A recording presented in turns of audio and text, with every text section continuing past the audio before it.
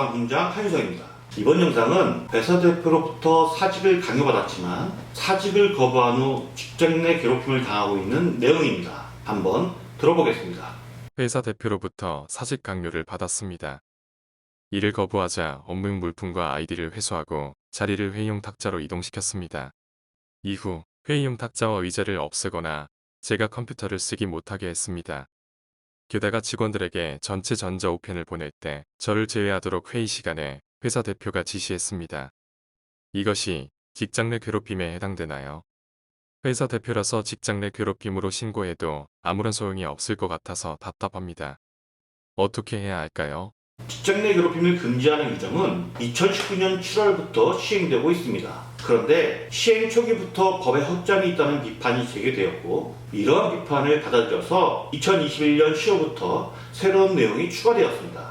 그래서 이번 영상에서는 2021년 10월 14일부터 적용되는 직장 내 괴롭힘 금지 규정을 반영해서 설명드리도록 하겠습니다.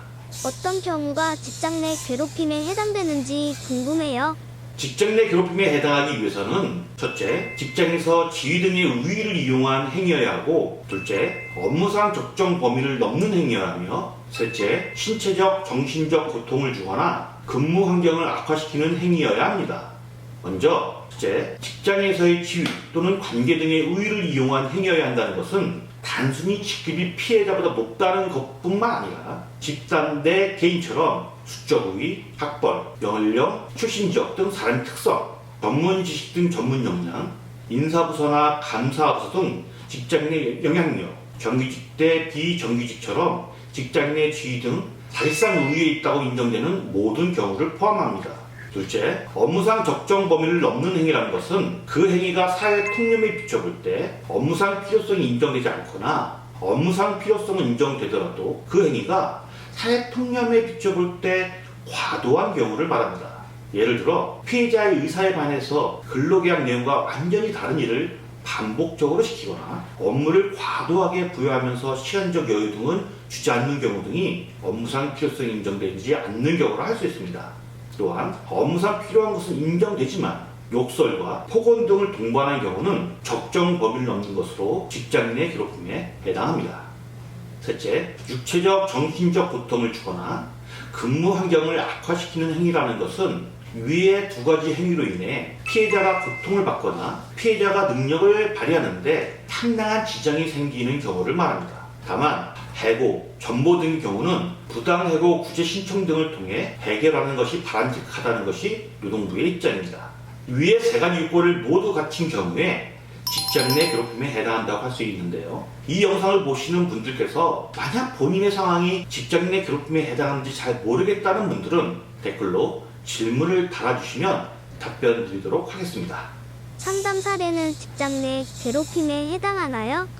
상담 사례에서는 첫째, 회사 대표라는 직급상 우위를 이용해서 둘째, 통상적인 업무 공간이라고 할 수 없는 회의 탁자에서 근무하게 했다가 이마저도 다시 자리를 없애고 컴퓨터 사용을 금지시키면서 직원들 간의 업무 소통에서 배제시키는 등 업무상 적정 범위를 크게 벗어났고 셋째, 피해자에게 심신의 고통을 주면서 또한 근무 환경을 악화시키는 행위라고 할 수 있기 때문에 직장 내 괴롭힘에 해당한다고 판단됩니다. 직장 내 괴롭힘이 발생하면 어떻게 해야 하나요? 직장 내 괴롭힘이 발생하면 회사 내에서 자율적 해결을 해야 하는 것이 원칙입니다. 자율적으로 해결하기 위해서 근로기준법에서는 취업규칙의 직장 내 괴롭힘 처리 절차에 대해 규정하도록 하고 있습니다. 그런데 문제는 이러한 절차 규정이 없거나 있더라도 무시하는 경우, 이전에는 마땅한 해결 방법이 없어서 노동계의 큰 비판을 받아왔습니다. 이러한 비판으로 인해 근로기준법이 개정되는데요. 2021년 10월 14일부터는 직장 내 괴롭힘이 발생해서 회사의 신고기관에 신고를 했음에도 불구하고 객관적인 조사를 실시하지 않는 경우 500만 원 이하의 과태료 처분을 받도록 개정이 되었습니다. 따라서 회사에 직장 내 괴롭힘을 신고했는데 회사가 아무런 조사를 하지 않는다거나 객관성이 없다고 판단되면 노동청에 신고할 수 있게 되었습니다. 회사 대표가 직장 내 괴롭힘을 하면 회사에 신고해도 소용없지 않나요? 지금까지는 회사 대표가 직장 내 괴롭힘을 하는 경우 회사 내 해결을 기대하기는 어려웠습니다.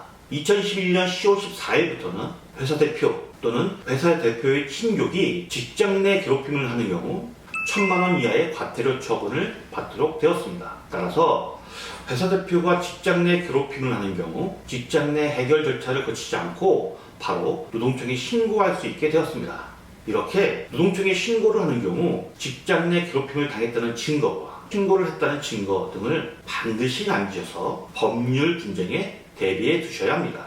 지금까지의 내용은 참고만 하시고 개별적인 상담은 반드시 성동근로자복지센터와 같은 전문 상담 기관에 문의하시기 바랍니다. 이상 노동의 이론배원터 노동리소장이었습니다. 빠바. 감사합니다.